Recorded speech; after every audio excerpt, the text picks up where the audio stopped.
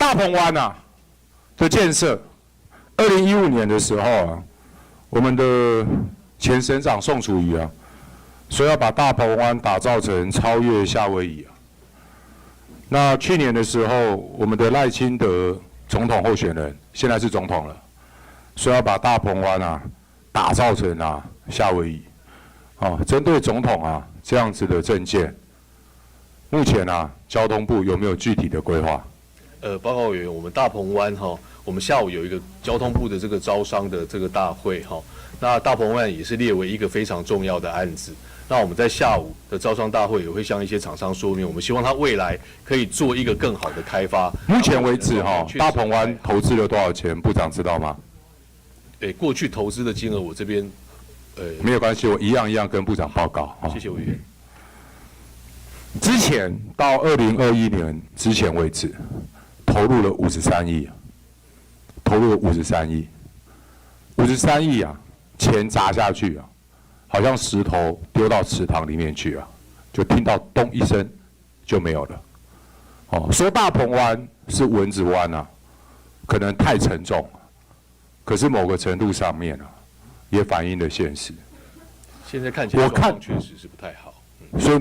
所以部长也觉得现在看起来状况不是太好。其实过去如果像委员所指示的、指教的，目前已经投资这么多，如果以它的旅客量或游客量看起来是不够好的。你讲不够好，可能某个程度上也太客气了。我想用很糟糕来形容，或许比较贴切，但我们不要执着于形容词上面我看到从过去2012年，每一年都有编大鹏湾国家风景区建设计划，然后每一个计划大概都是10几亿、17亿这样的丢。从2024年开始，就像从今年开始了，又编了10亿嘛，所以大概每一年丢2.5亿。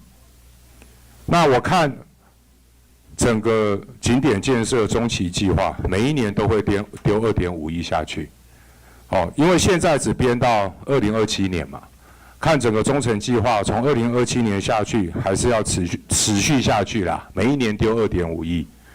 我想我们在审交通部的预算的时候，我们就必须要很负责任的问，说丢了这么多钱下去以后，成效在哪里？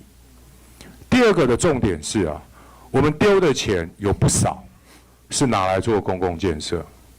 当我们丢不少的钱下去做公共建设的时候，它是不是会提升当地土地利用的价值？是吗？是没错。那如果提升当地土地利用的价值，那些地主不就是应该要回馈吗？部长，我有说错吗？地主，因为我们所有的国家风景区其实都会有做这样子硬体的投资。是。好，那范围其实蛮广啦。是。好，范围非常广，所以很难去讲说哪边的地主获利了，那哪边的地主该不该做回馈？没有，那个部长，你可能对这个计划还不是很熟啦。今天质询跟以前一样，只是暖身，先让部长知道这件事情，然后让部长回去了解状况。因为你们所画的每一个区块的图，我已经全部都调来看了。我为什么今天提这个质询呢？2件事，第一个，大鹏湾的风景区如果能够像赖清德总统所讲的一样，成为夏威夷，我也乐观其成只不过说政治人物喊口号很会而且这还是一个旧的口号，以前人家已经喊过了，那可能喊的人没有当选总统，没有机会实现赖清德当选了总统，希望他有机会实现，但钱花下去能不能实现，就是我们作为民意代表应该要监督的事项了。但是还有第二个部分，我们国家花了那么多钱，去当地大鹏湾那一边投资了非常多的公共建设，在整个国家开发的计划里面，只要纳税人有投资下去，开发当地的建设，导致那一边的地皮涨价的时候，一定都有回馈的规定。所以我拜读了从以前到现在的计划，来请部长仔细看。之前要求的是开发强度暴增这不关你的事，这个我会去质询内政部。但是跟交通部有关系的是什么？来看一下，回馈本来是要求土地20%，回馈金6%，那个土地啊，要用市价计算，到现在变成什么样子？我跟部长报告一下，从26%的回馈降低到15%，而且这15%是用公告现值计算，一个是市价26，一个是15，公告现值。我只有个最根本的问题啊，当初交通部谁点头同意啊？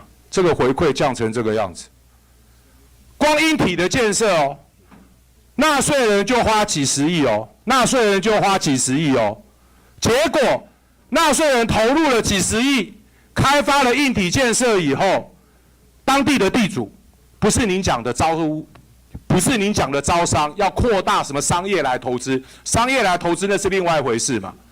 当地的地主需要回馈的，从26%市价到15%公告现值。我请部长回去了解，第一个，这个事情是谁点头同意的？这个事情知识体大，不是开玩笑的。第二个，部长你也可以回去了解一下，这样子回馈狂降，获利的是谁？是不是屏东当地的政治人物？哪一个政治人物在大鹏湾有这么大的土地，因为回馈狂降，大赚一笔啊？这不是图利啊？什么是图利？